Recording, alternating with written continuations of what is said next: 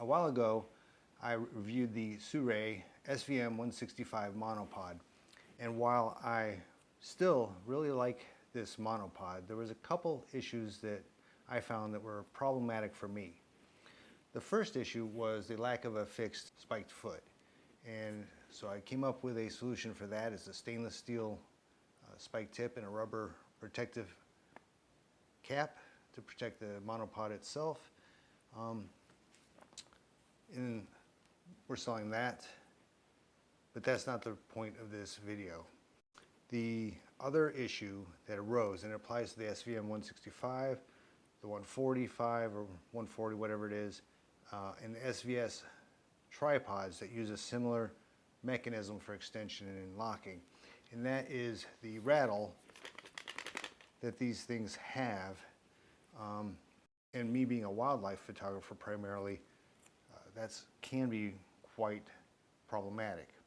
So I want to share the solution I have for this, and it's potentially it's a DIY solution, and it includes a EVA foam pad with a square cutout in the middle, some E6000 glue or similar to adhere it.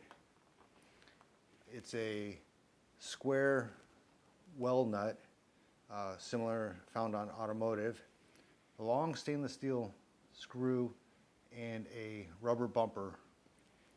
And last, to be messing with the monopods, you need a 1.5 millimeter Allen wrench.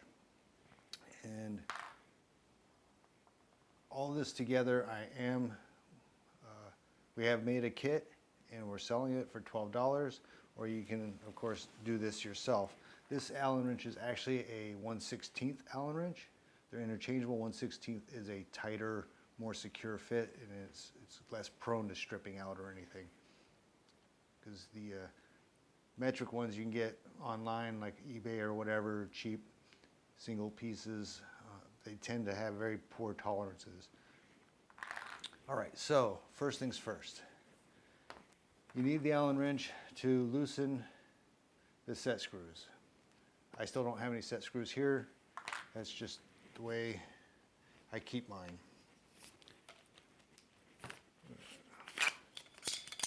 Unscrew the collar, and we have here the EVA foam pad adhered to the top of this top tube, and the E6000 glue that I use is very strong, but it's also can be peeled off cleanly. So it can be peeled off and leave no residue behind if you need to, for whatever reason, remove it to have it worked on inside or whatever else like that. So what that does is it prevents the metal rattle of this square tube in this opening there. So now it's padded by that EVA foam. Now that glue takes 24 hours to dry to be completely secure, which is why I've got mine pre-glued for this video. We'll reassemble this tube.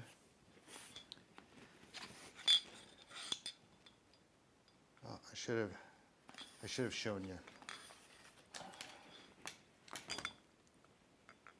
Is the rubber bumper. The square nut sits here inside the square drive tube, and then when it's tightened, it sits all the way down like this. And you won't be able to see that, so I'm showing you here now. Right, so the first thing, we're going to put this back together.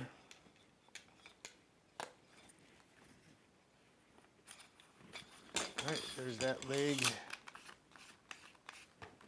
And then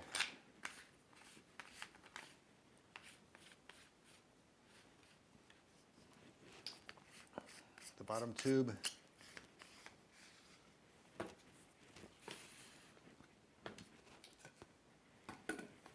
Now this installs into the tube. And the reason for the really long stainless screw is because that drive tube is now recessed in here about an inch and a half. So we're going to install this into that tube.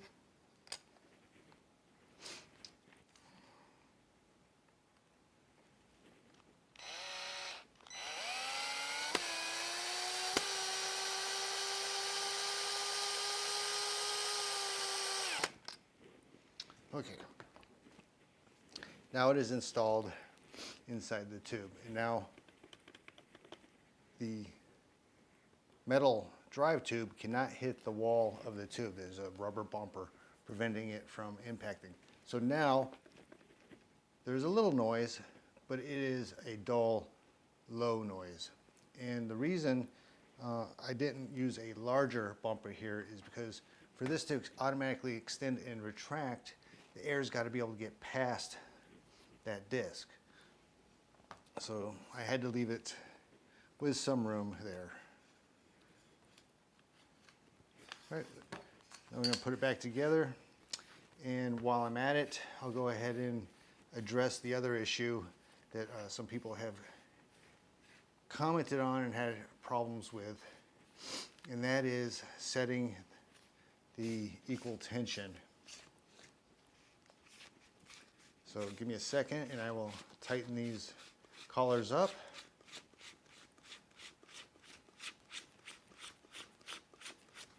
Like I said, this top collar doesn't matter. Just get it snug. I don't even use the set screws. This lower collar, get it to about where it was previously.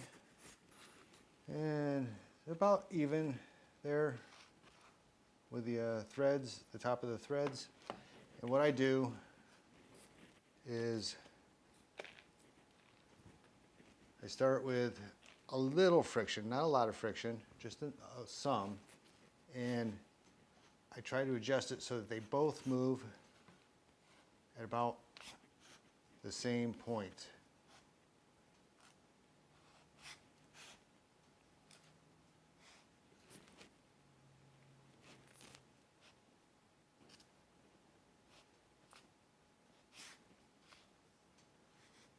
Okay, getting close. Okay, so there they are. They're both moving at about the same friction. The reason I use not locked is because if they're both slipping at about the same point, when I go to lock, they can lock, and then I've got some more beyond that to make sure they're both locked equally. So just a little bit of friction, and then do it multiple times. And then try that with a camera on it in the field before tightening up these set screws. And then once you have it balanced, the upper lock and the lower lock, go ahead and tighten all of these Allen screws back down. So with everything reassembled, we have pretty much no noise. If I loosen this all the way up, there's a little bit of a dull knock up here, and that's it. So eliminate almost all of the noise that everyone's complaining about and I found problematic.